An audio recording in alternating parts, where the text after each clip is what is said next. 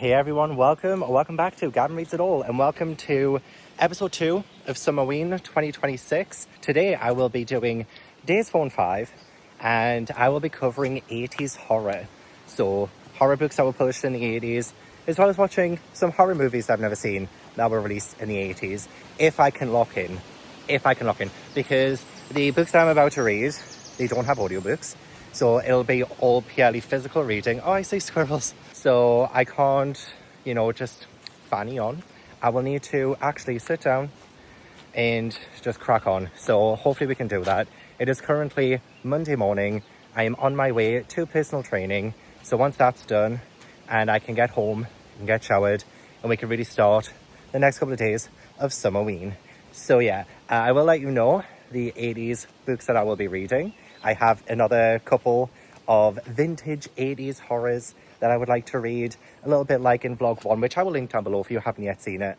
I will link it below, of the 70s. The 1970s is where I started, and yeah, hopefully the 1980s will be much better. The two books I read for the previous vlog, I gave them both 3 stars. They both had some really good things about them, but also some things that I wasn't the biggest fan of too.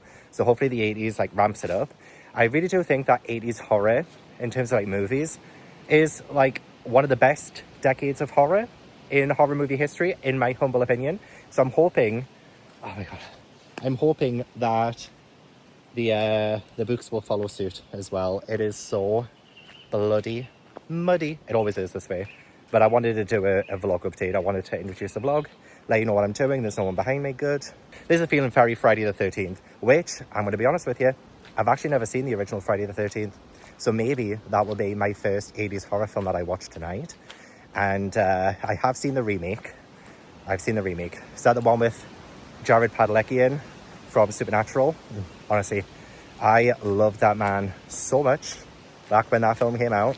So I watched it and I enjoyed it, but maybe the original is better. I do already know the twist in the original Friday the 13th, thanks to Scream. So, it's not going to be much of a surprise. I won't ruin it for you either if you don't know it.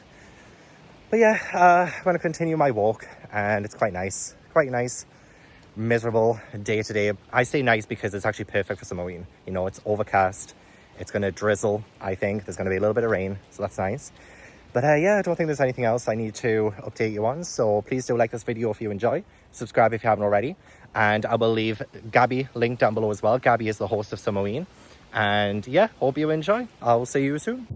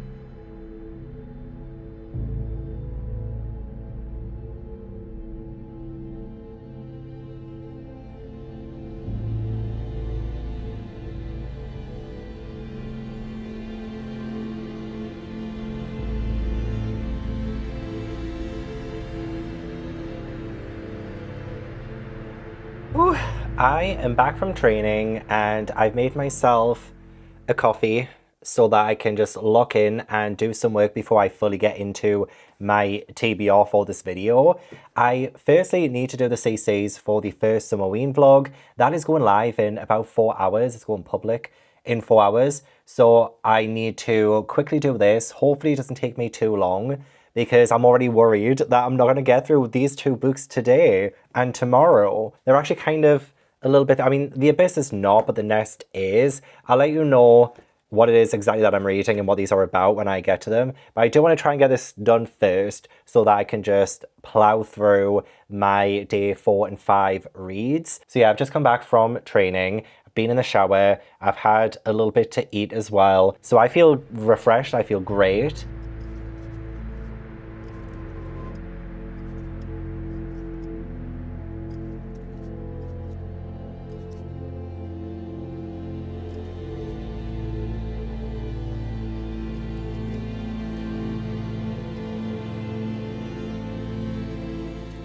Okay, about an hour and a half later, I am finished with my CCs. Publish. There we go. I am honestly again wanting to nap so bad because I was awake so early again this morning. But I do need to start a book. I do. I'm so sorry. Like, I will have the energy for this, I promise. We want positive energy. We want high energy as well for these vlogs. So it's interesting for you to watch as well. I just think I need to close my eyes for a little bit, you know? I'm not as young as I used to be when I first started Summerween. Right, it's just about turned 3 p.m. I am now able to just sit down and read. And the reason why it's taking a little bit longer as well, so I have my food. I've also just had to email the broken binding because my mum rang, right? And I still get my broken binding delivered to my mum's address. I haven't changed it in years. It's a little bit of a fanny on to change it. Like, you have to email the broken binding to get it changed. And it's not as like simple or as straightforward as just like changing it in your profile. And it was fine anyway. Like, my mum is usually in, so she gets the parcel and then she drops it with me when she comes to visit once a week. So like, there was no issues there, but like, she did say she missed the parcel, and it is supposed to be Malice and Valor, which I've been waiting so freaking long for. Oh my god, because it's part of the fantasy subscription, but there was like issues with the printing and stuff, so it's taking a while. Anyway, sorry. She missed the delivery, so they delivered it to a neighbour. And then my sister went and knocked on this neighbour's door, and she had the sorry you were out card with like their door number on it and stuff. So she knocks on the door, and then she's like, oh, do you have a parcel for me? And they were like, no, we don't. And then my sister was like, oh, well, the postman's put your door number on and like said that it was delivered to this house. No, we don't have it. And then my sister looked and she could see the broken binding box, which, you know, like it's so obvious what the broken binding box is, you know. She's seen it so many times at this point. And she was like, oh, it's like right there. It's like literally right there. And they were like, oh, gosh, yeah, sorry. And gave my broken binding books to my sister. So now I'm definitely going to have to get it delivered to my house, which honestly, I would have been so fine to do. I genuinely would. But like, I originally put my mum's address when I first started the subscription because I lived in my old place at the time and I lived on a bit of a rough street. So I was worried that I would miss the parcels. It would get delivered to someone and I wouldn't know where it would end up. Like, literally the issue that my sister has just had today picking up my parcel from the neighbour, that's what I was worried about in my old address. I'm not worried about it at this address. It's just like, it's not really that straightforward to change the address, so I've kept it the way it is. So yeah, I've emailed about that. I haven't had a response yet because, like, again, like the broken binding there, I love the broken binding so much. I think they have a small team, so it might take a little while to get a response. That's absolutely fine. But I needed to like email and stuff and get things changed. So now I can actually sit down and read my third book for Summerween, hopefully anyway. So I am going to be reading The Abyss by Jere Cunningham. This is the one that I want to read next. And this one is 255 pages. Again, pretty small-ish text. And like, it's like 3 p.m. and I have another book I want to read tomorrow. So I'm like, will I get this finished today?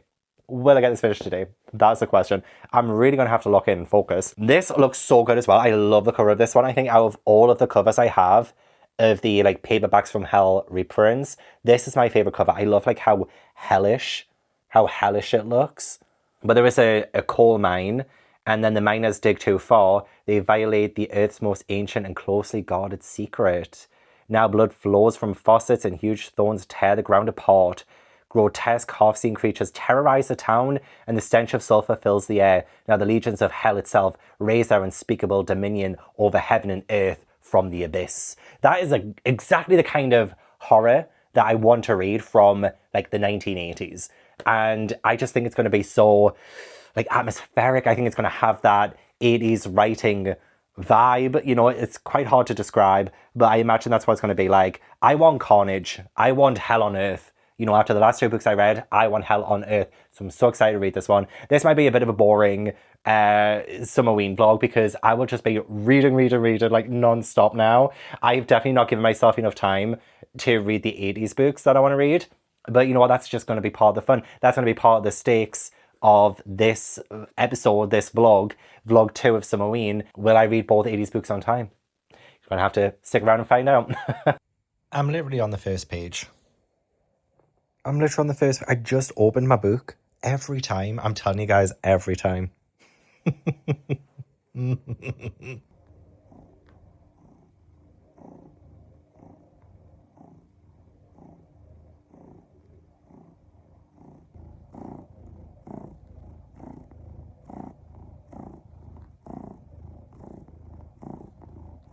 I am now 104 pages into The Abyss, and only two things has happened so far that relates to the summary that I told you, like about the evil creatures that have lived deep within this mine.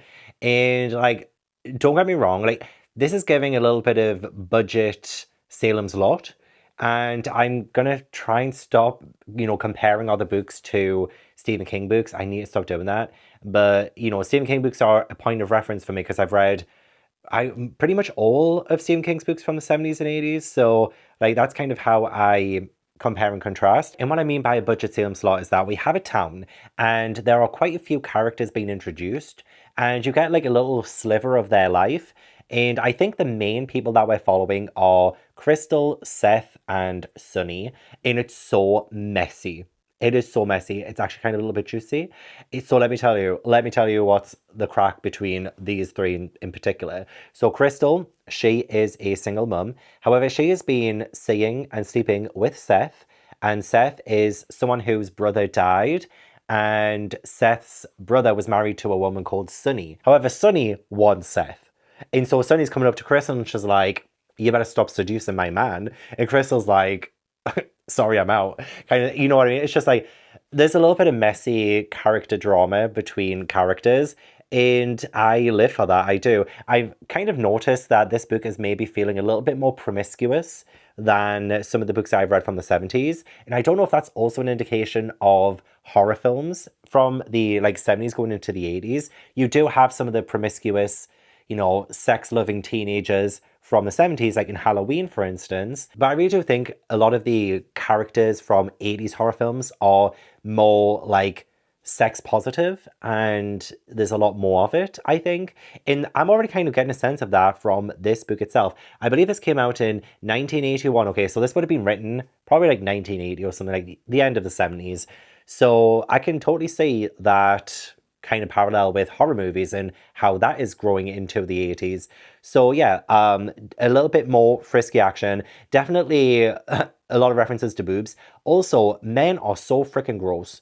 Men are so gross. The amount of times farting has been mentioned. And like it does kind of track because, that is kind of in connection to the miners and the people who are going into, this mine. It is a coal mine and a lot of the men are working there. And I kind of like the idea of, again, like men not feeling like they have a choice in doing that because there is all that pressure on them about like having a job that would pay good money so that they can support their families. And there was like a poster or something that was like, you're doing this for America kind of thing. So like the whole extraction of coal, putting men's lives in danger is something that America, like the government, and I guess like in any country, honestly, but like a lot of governments don't put the safety of their people first if they think they are going to get something out of it, especially lots of money, all this coal that they can extract and things. So I feel like that is definitely something that's been very well explored too. Love, love, love some of the descriptions. I'll see if I can find one of them. But also the atmosphere of the mine.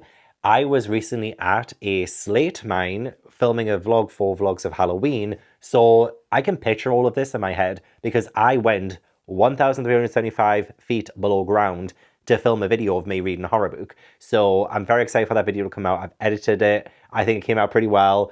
And it was just like a kind of scary experience, but also an exhilarating experience too. So I hope that if you do end up getting to watch that one when I release it publicly, that you will enjoy it. But anyway, yeah, I could totally see the mine that I went into. I could see it in this.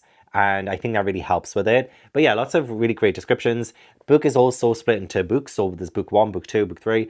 And I'm currently in the middle of book 2. So I'm really hoping that the story picks up a lot more and we get more of the brutal, kind of creature-like terrors that has been described to me. I mean, the end of the chapter that I just read definitely promises that. So, I think it will. I need to just be patient. But this is one of the great descriptions, and this isn't of the mine, but it's of an attic. The loft was long, high-ceilinged and dim. Skeletons of cannibalized 10-speed bikes hung on hooks along one wall, a mattress with twisted sheets on the floor. From the black painted ceiling, hundreds of homemade plants and stars and spiral nebulae were suspended on invisible threads, planetarium-like, glowing realistically from a light globe in one corner. That's just like one of the really great moments of great writing. But also, I think this is a little bit too all over the place at the same time. So we have a chapter that will go between characters, maybe like 3 characters in one chapter, and it's just so confusing at times, and it happens like too quickly, and you don't really get a build up or an explanation of these characters to begin with. So it's just like it happens out of nowhere half the time. So yeah, that is like something that I'm not loving, is like the rapid changes between townsfolk. But yeah, I'm really hoping that it gets a little bit more bloody, a little bit more gnarly. As I've said, there's only been like 2 instances of that. Both instances were great, but I need more. Oh, freaking Fry. There's a character called Fry who is just slapping Seth's buttocks. He's giving him a wet willy. He's, burping in his ear. He's farting. I literally wrote on this page, oh my God, stop farting. I'm getting fed up with it. I'm getting so fed up with it. Stop farting. But yes, I'm very excited to see how that kind of triangle with Crystal, Seth, and Sunny will work out. And yeah, just seeing what this dark pit of hell has in store for me. I am nearly halfway through, so I am hoping I finish at a reasonable time today so I can watch. I think I'm going to pick Friday the 13th, the original one. But yeah, definitely through time. Also, my vlog just went live too, nearly an hour ago now, so that's good. Glad that the first one is out. Got to focus on vlog number 2 though. Page 113, 114. It's kicking off now, lads. It's kicking off now. And there's been an animal death. I'm sick of reading animal deaths. Why? 40 pages later, and we have another one. The sunset was oily with streaks of purplish fire like blood poisoning strung across the valley. That is beautiful. That is some beautiful ass writing right there. Well, it's a good job I have finished reading The Abyss because both my cats are wanting attention. Are you wanting attention? Do you have anything you want to say to the people?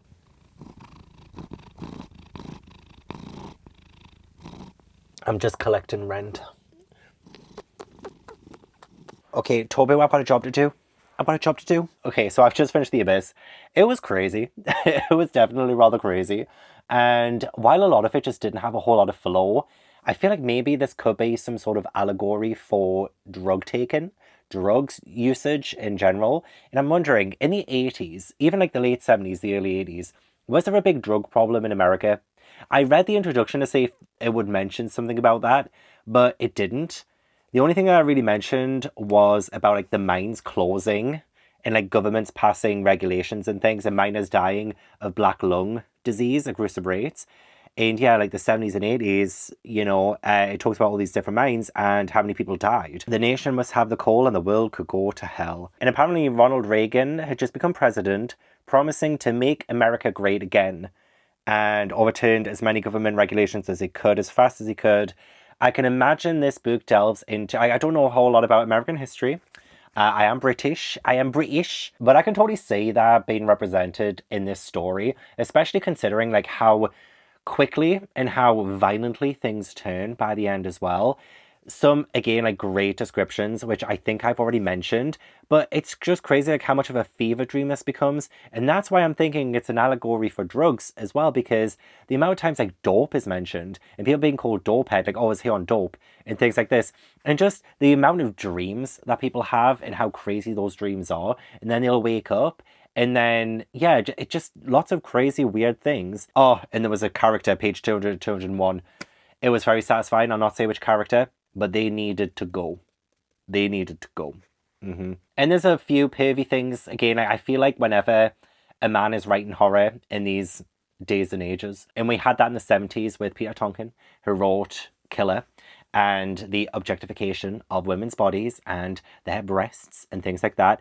You do get, and I'm not saying like the author was pervy or anything, but oh my God, male characters, why? Why do they exist half the time? Oh, that was very sinister. This was very sinister. I loved the representation of like Satan and hell on earth. This won't take long character name, only forever. Oh my God. Well, that's the thing as well. Like, you're not even just contemplating, because this book does a lot of contemplating. It does on like afterlife, heaven, hell, and all of those kinds of things that you would kind of explore in religion and stuff like that. So it was very interesting, but also to have that manifestation of Satan as well, and this like evil character who I believe is on the cover. I believe this is This, yeah, I'm just a little bit sick of animal deaths as well. Like, I really wish they would pack it in. It just seems like a whole lot of horror that I've read this year loves to just do that. And I'm like, I get it. At times I do. Sometimes it serves the story, but it breaks my goddamn heart every time. Just wish it would stop happening. So I might have to like stave off horror for a little bit, at least until Vlogs of Halloween in September and October, you know, after Summerween is over, because I can't be doing this. Yeah, I loved seeing the whole town like going crazy and like descending into chaos, and just very, very gross too. So I did really enjoy it. I liked the ending. I could end up giving this a 4-star, honestly. I could. But I won't. maybe 4-star, yeah. I was thinking maybe like 3.5 or a 4. Definitely my favourite Paperbacks from Hell book that I've read so far. Just for how entertaining a lot of it is. And especially when it starts to really kick off after the 100-page mark. And even then there was some like sinister, tension-filled things that happened before that. And I was there for the messy character drama too. I was. So yeah, at least I finished that. I'm starting to get hot again. I just knew as soon as I put my fan away in the living room, I will start needing it. Let's say if the original Friday the 13th film, which came out in 1980, it's not available to stream anywhere. I can rent the original Friday the 13th. I'll just do that. It really is the 80s horror that I have in the forefront of my mind that I really, really want to watch. And again, I'm shocked that I haven't already seen it. So yes, I am starting to get quite peckish again. I don't know if I should order. I don't know if I should order in. I shouldn't. Is this just me being greedy? I've got overnight oats in the fridge. I could have some of that. No, food is too expensive. It's too expensive. I'm not doing it. I was going to have some oats, I think. Maybe on the last day of Summerween, we can celebrate by ordering in. But I'm also thinking of going into town tomorrow anyway, so best to not go a little bit crazy on the takeouts.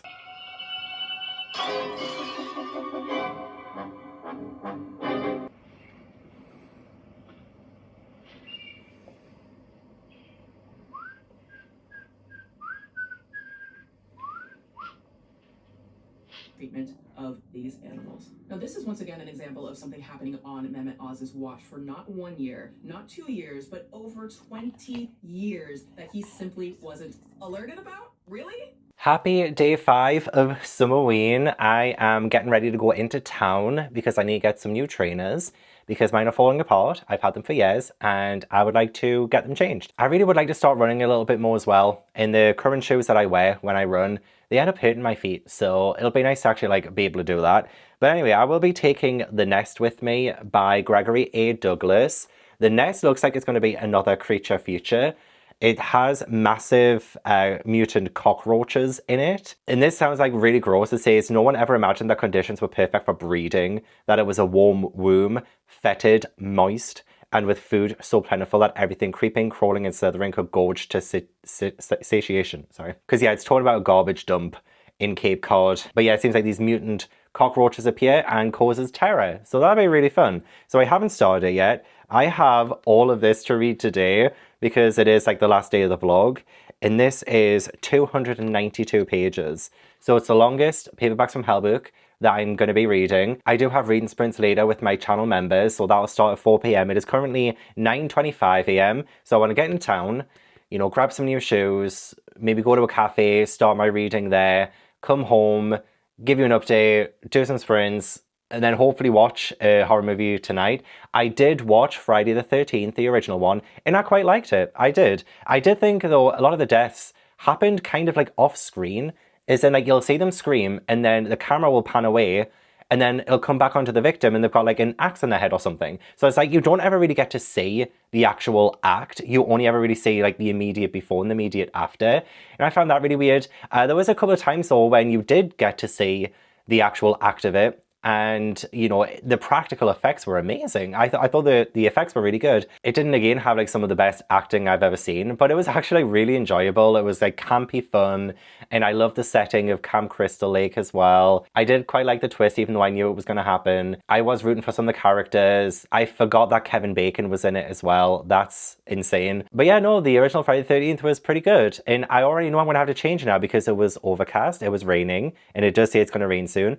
But I can see the sun creeping through. I'm starting to get quite hot. So I'm currently wearing, you know, just some joggers because, you know, it's just going to be a nice chill kind of day today. But no, it looks like it's already heating up. So I'm going to probably change into some shorts, to be honest. Ash was being a little diva. Anyway, I will head into town. I'll bring you with me. Let's see what damage we can do there.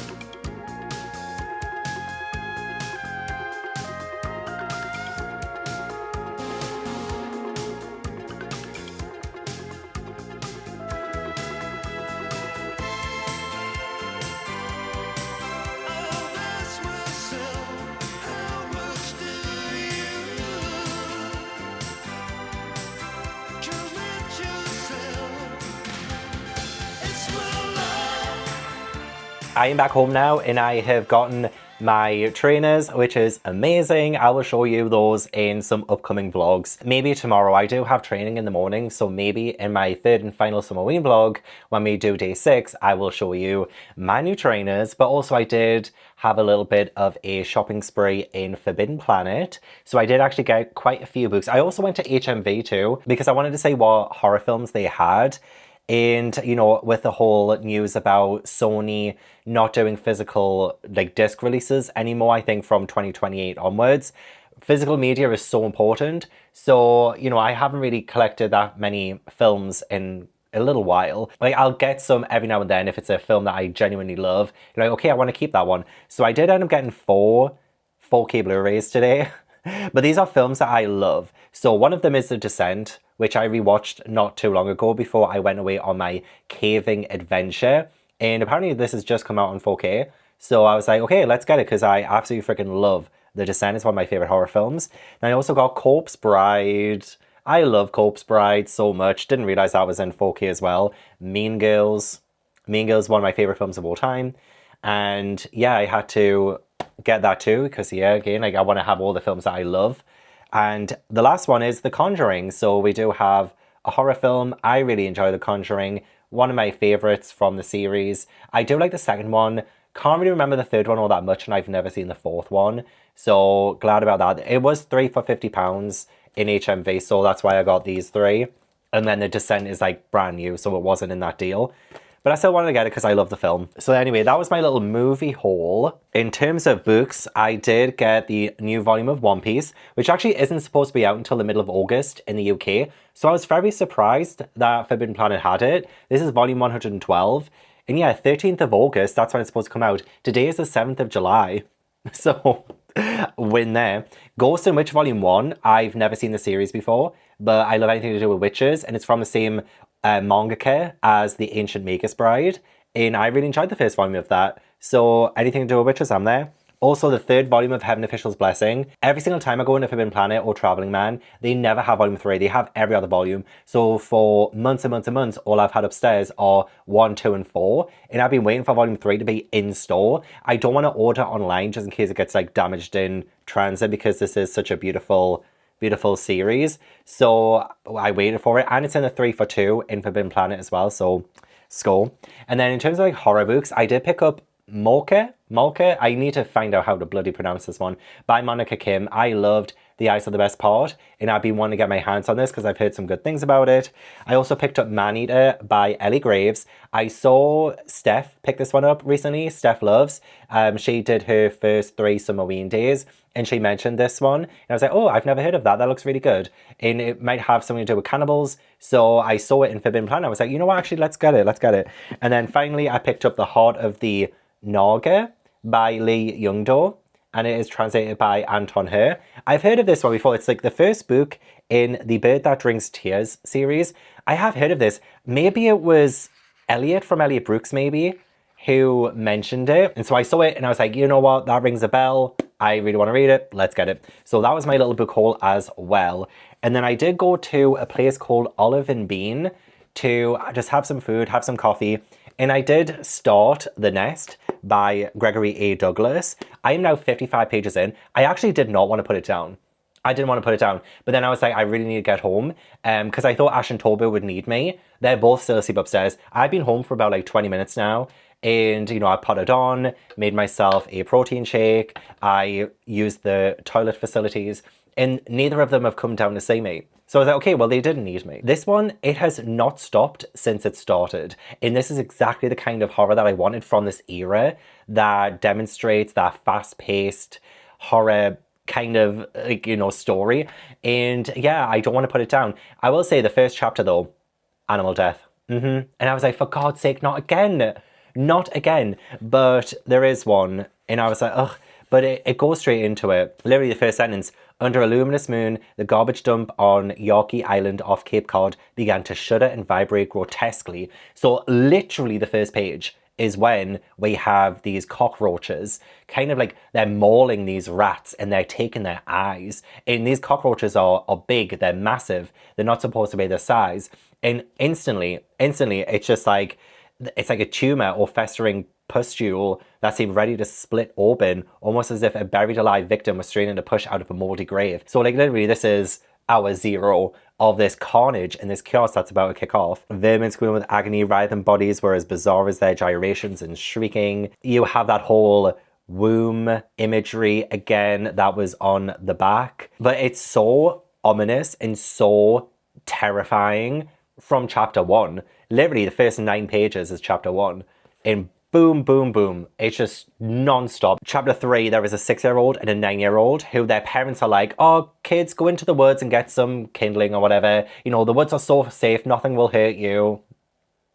I'm not going to say what happens to these kids. I'm not going to say if anything even happens to them. You never know. But I loved that we were getting like little vignettes of people kind of coming across the horror that's about to unfold. And it just shows you as well when the mother is like, oh, there isn't a blessed thing in there that can hurt them. It really does show you the complacency, but also how safe these people feel in their own homes and like their own backyards and like being near the woods and stuff. They know this place off by heart, and yet something really sinister is happening now. So that kind of background ambience of, you know, hearing this hissing sound and, you know, seeing these cockroaches like taking people's eyes, or like animals' eyes as well, and just like leaving nothing but, they don't even leave bones actually. Where is it? Like, I'll not go too deep into it because I actually want you to read this one. Well, so far anyway, as I said, I'm 50 pages in. Chapter 5, there is like this awesome long scene where there are a couple of naked guys who are being naked and sunbathing and stuff. And there's a couple of police officers who come because they've had some complaints about them. One of their friends has like gone into the water, but neither one noted that no head broke the surface where their friend had dived. And that's kind of just like a little throwaway line, as these like two guys are just like, oh, Alex is going to take a piss. Nah, my ass, he's going to whack off and things like that. It's just so quintessentially 80s teen horror. Like, that's what this is feeling like right now. A little bit like Friday the 13th that I watched last night. Yeah, anyway. But yeah, these roaches, they're eating cocks. They're putting the cock in cockroach. You know, they're eating dick and cock. And they did it at my birthday dinner. Like, how do I sign up? How do I become a cockroach? Oh my God, I literally wrote like, yuck, yuck, yuck. The imagery, it's the fact that they are, you know, pests. They are insects. They are like these creepy, crawly things. And it's just like the way that they eat and the way that they take as well. The teeming cockroaches are steadily, voraciously stripping the body like piranha, and worse, chewing the bones to powder. And so all this chaos is happening, right? But nobody knows what's going on because they're not really leaving any bodies behind. So they just don't know. But like, this is what I'm talking about. This is why I want from a horror book from the 80s. I want just absolute wall-to-wall carnage. Balls to the wall horror. That's what I'm wanting. And this is great. There's blood all over, but not a sign of where they went. Scary. Absolutely scary. There's a pair of girls as well. Whew. Chunks of flesh were ripped from their breasts, bellies, and thighs. It's just, And you know what it is as well? Is that you're not really learning much about these characters so far. I mean, there have been a couple who have like come into a couple of chapters, but you get someone's name and then you instantly get them dying. This is not the kind of story where it's like embellishing characters. A little bit like the previous ones that I've been reading, like The Abyss or The Auctioneer or Killer even. Like, this is just like, okay, here's a couple of people. Here's the most gruesome way I'm going to kill them off. You know what I mean? And I kind of love that. I do. I kind of love that. So yeah, I'm actually like really excited to get back into this because it's actually exciting. I'm going to see if I can try and edit some of this vlog because I haven't edited a single thing and I wanted to stay on top of things, but it did take a little while doing these CCs yesterday, so I never got a chance to edit a single thing, and I wanted to finish The Abyss yesterday too. So I'm going to try and edit. I have reading sprints with my channel members in just under 3 hours, so I will hopefully get as much edited as possible and maybe finish this during sprints today. And then we are still on track. Guys, I mean this in the best possible way. What the fuck am I reading? You know how like guys sometimes just want to stick it at anything? Well, let me tell you, there is a lovely scene of a man naked in the woods, and he lies down and he's pressed up against all these leaves, and he's just like, you know what I fancy? I fancy shagging the earth. I do. And he just starts gyrating and essentially having sex with the earth. And I'm just like, come on, like this is ridiculous. I low-key love it. I do, because I've not read anything like this, and it's exactly what I need from like an 80s creature future kind of story. I am currently still in my reading sprints with my channel members. We've done, I think this is our second sprint that we're doing right now. Oh, here it is. It was actually not long after I last updated you. So this character, hey, this wasn't pussy, but not bad at all, man. He began to heave up and down. Pretty okay, good, okay, good, why not? So yeah, he's shagging the ground, and he did not know that the vibrations of his act were reaching nearby creatures. He was approaching his orgasm. Without his hands to lift him, he reared back and thudded down, sending clearer and clearer tremors along the ground. The aroused roaches formed into wide columns and platoons and began to march hungrily. Isn't that kind of like a beautiful kind of parallel there, though? In a way, you know, like he is in the throes of ecstasy. You know, he's just relieved himself, and he's talking about like orgasms and all of this. And then the aroused roaches, so like not sexually, but like murderously. And I don't know why, but like the tying into that, like the specific word choices that the author uses for something this weird, it's just kind of brilliant. It's kind of low-key brilliant. The aroused roaches, they are horny for his blood and his flesh and everything. And I kind of love that. I do. It happened so quickly that the man's body was still shuddering with his orgasm when his final breath issued, a crimson foam out of his decapitated torso. These cockroaches are legitimately scaring me right now. The way that they are, the way that they can just tear someone just completely apart. And they are smart as well. They are mutated, they're smart, they work together. Love the teamwork, love it. And honestly, just like one after the other, there's characters just dying and dying and dying. Hello, Tobu. Do you want to come say hello? Hey. Tobu, what's this? He just looked at me like, what the fuck do you think you're doing? So a couple of other characters die. They made a cloak of crawling death, a cloak sequined loathsomely with their roach carapaces and folded wings that glinted evilly in the shafts of moonlight on the struggling, bleeding woman. Honestly, and I'm telling you, there's just so many good ones. He crashed down with an expression of amazement and stupefaction that was soon the grin of a skull on a deathbed of crimson leaves. Oh, you know what? It's beautifully written. There is a big section, though, that I have just read where I'm like, okay, you lose me a little bit because, again, we are having the scientific explanations. It adds credence, it does, it adds a lot of credibility to what's going on, but I don't know why, but I feel like there's always like an element of taking some of the fear away when we know too much about our foe.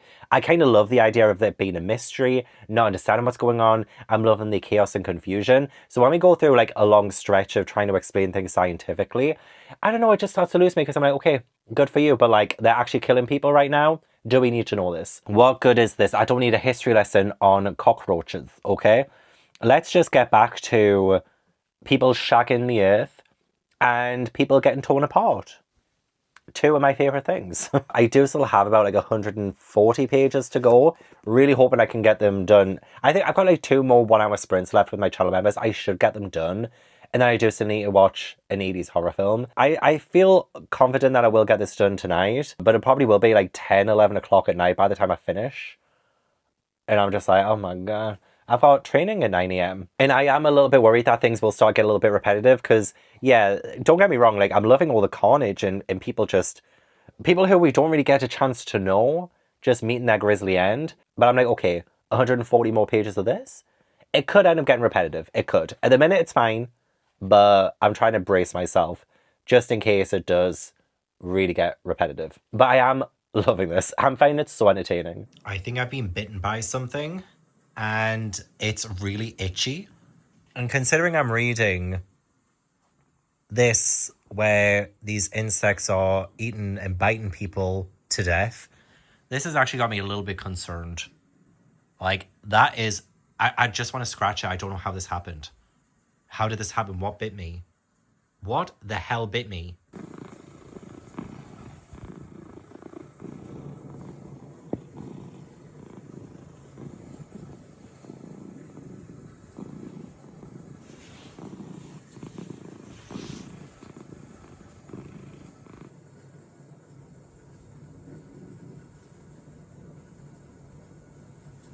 I have just finished the nest. I still have 20 minutes left of my final sprint.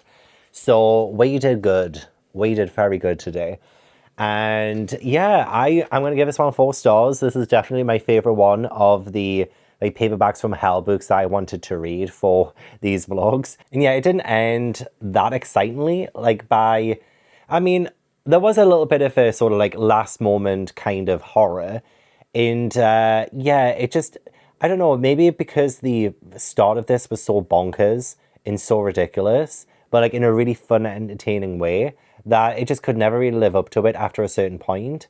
And like, don't get me wrong, I still like the ending, but it didn't have the same allure as the beginning. I did end up finding it getting a little bit repetitive as well, absolutely. I didn't really like the fact that it got a little bit more scientific and there was a whole lot of like sciencey stuff kind of coming into it too. That usually takes away from the mystique for me. The writing was great, but I will say there was an entire page essentially of like a sex scene that is just so ridiculous. Like he really goes hard on the metaphors, especially like sailing and the ocean and things like that. Do you want me to read this little sex scene out to you? I think you do. I think you do. Feel free to skip ahead if you don't want to hear this.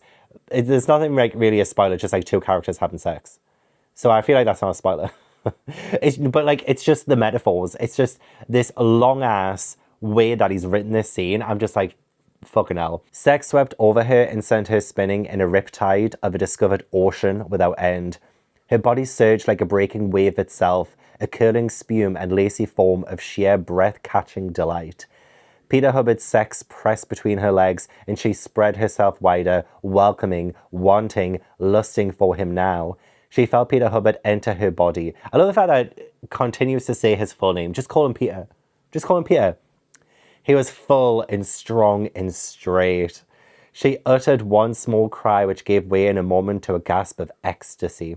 She held him fast inside of her as the deck of her life listed in the sudden storm of emotions she had never sailed before. She clung to him harder as her body became a skimming craft on swelling seas. I'm just like, by this point, I'm like, okay, I get it. She rose and fell, bobbed and turned and wheeled and heeled. She was a ship running before the wind of love. She was its sails, he was its keel. She was a bird, he was its wings. Oh my fucking God, it hasn't stopped. Then suddenly she was the wind itself. In scudding clouds filled up with thunder, and with the lightning he was charging up in her, and charging up in her. Yes, I didn't just repeat that, that's how it's written. Until she could contain it no longer, like a storm sky she split. The thunder crashed out of her, and the burst of her orgasm shook the world. They came crashing to release together, both riven to the core. Then the tempest passed, easing at last to let their hearts clear and quiet in the fading wind, quieted to deep breathing in a sleepy peace in each other's arms. All of that imagery, and for what? Honestly, it made me kind of resent. It made me kind of resent that whole thing, because I was like, this is ridiculous, absolutely ridiculous, in just a way of like trying to get it to be like beautiful and flowery. And don't get me wrong, like this book has been filled with like great writing techniques and some beautiful imagery. And I say beautiful as in like horrific and horrendous, but in a beautiful way, you know? So it's like a greatly written book. But that section there, when it came to like the set, oh my God, I just did not like that at all. But it's fine because I enjoyed the rest of the story. I thought it was really, really good. Very exciting. Just what I wanted from an 80s horror. What can I say? And in terms of like 80s horror in general, definitely more sex, I think. I think sex was really becoming popular.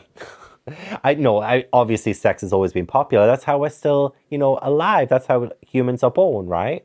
But I mean like the depiction of like angst and lust, I guess, like in weaving that into horror. I think that is something that the 80s horror books that I've read has demonstrated really well, from The Abyss to this, The Nest. Also, there's a whole lot of, we have done this to ourselves as well. Like say in The Abyss, doing the mining and digging as far as they can to extract the coal, that's kind of what caused hell on earth. So it's like, it's humans at fault. And same for The Nest as well. They are trying to get rid of this vermin, these rats, and they lay down poison and stuff like that. And they change like the course of nature, I guess. Even though it's not like really fully 100% explained how the cockroaches became mutant and all of that. I mean, there's like little explanations when the scientists come into it, but no one's really like clear cut exactly what caused it. But it's clear that it was the humans. It's clear that something that we did fucked up the planet. So I feel like that's another good sort of takeaway from 80s horror is we have made our bed, we now must lie in it. So yeah, I won't be lying in my bed just yet. I'm going to watch Sleepaway Camp. Well, I still have now 12 minutes left on this final sprint. So I'm going to get Sleepaway Camp. Is that what it's called? Oh, I actually can't get Sleepaway Camp. Okay. There's Return to Sleepaway Camp, but the first one doesn't seem to be there. So now I need another 80s horror to watch tonight then. I'm so sorry. Whoever recommended Sleepaway Camp, thank you. I will see if I can get that somehow. Maybe I can get the Blu-ray or something. But yeah, that one's not available. But Return to Sleepaway Camp is great. I was not prepared for this. I really should have checked this out earlier. It is horror movies. The original Prom Night. I've actually never seen the original Prom Night. I've seen the remake. Also, I mean, it does say on the back of here, this was the basis for a 1988 cult film adaptation. So there must have been a horror movie made of this that came out in the 80s that I could watch as well. But I don't know if I fancy watching another... There's Killer Clowns from Outer Space, but I've already seen that one. Christine. A Nightmare on Elm Street, but I've already seen A Nightmare on Elm Street. You want to come say hello, Ash?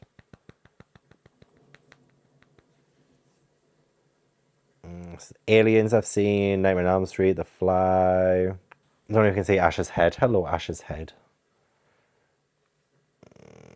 Poltergeist I've seen, Gremlins I've seen, The Thing I've seen. The original The Evil Dead. I have actually been wanting to watch that. The Shining I've seen. Can I get the original Evil Dead? Yes, I can. Oh my god, it's only £4.99 to buy the ultra high definition version of it. £4.99 or it's £3.49 to rent. I might as well buy it. Okay, good. Okay, I'm watching The Evil Dead. Came out in 1983. Directed by Sam Raimi. Yeah, I'm excited. So I'm going to get that all set up. 9 minutes left on these. So I'm actually going to wrap this vlog up as well because I am going to have to start the 90s horror in the morning. This one has been a little bit of a fast and furious kind of couple of days. And yeah, so thank you so much for watching. I really appreciate it. Don't forget to leave a like if you enjoyed, subscribe if you haven't already. Leave all the comments down below. Let me know if you have a favorite 1980s horror book or movie. I would love to know. Also, have you read any of the books I read in this vlog? The Abyss, The Nest? I would love to know your thoughts on them. Thank you so much to my channel members for supporting my channel. If you'd like to join my membership, then the link is in the description box. But yeah, I hope I will see you in the next video. Bye.